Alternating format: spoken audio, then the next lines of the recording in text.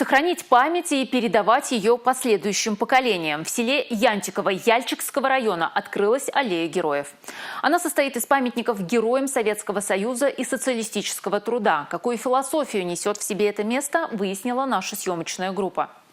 Вдоль вымощенной дорожки разместили памятник герою Советского Союза Семену Андрееву, участнику Великой Отечественной войны, и 8 памятников героям социалистического труда колхоза «Победа». Большинство имен, которые появились на гранитных стелах, внесены в почетную книгу трудовой славы и героизма Чувашской АССР. Очень довольна этим открытием памятника, уважением этих людей, в том числе моего отца Зайцева Василия Васильевича.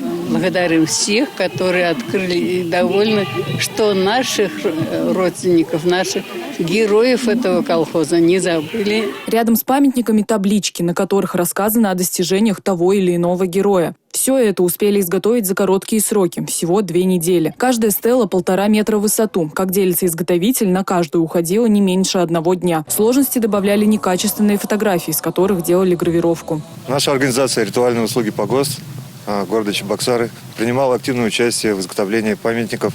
Мы гордимся тем, что смогли внести свой вклад, свою частичку души, чтобы увековечить память о выдающихся земляках, героях, то есть Яльчиковского района. Аллею создали по программе инициативного бюджетирования. Стоимость более 1 300 000 рублей. При этом 150 000 должно было вложить население, но эту сумму компенсировало сельхозпредприятие «Победа». Аллея станет большим событием для проведения мероприятий, праздничных мероприятий, которые благоприятно влияют на подрастающее поколение и будет для них большие опоры для патриотического воспитания, а также для трудового воспитания молодежи.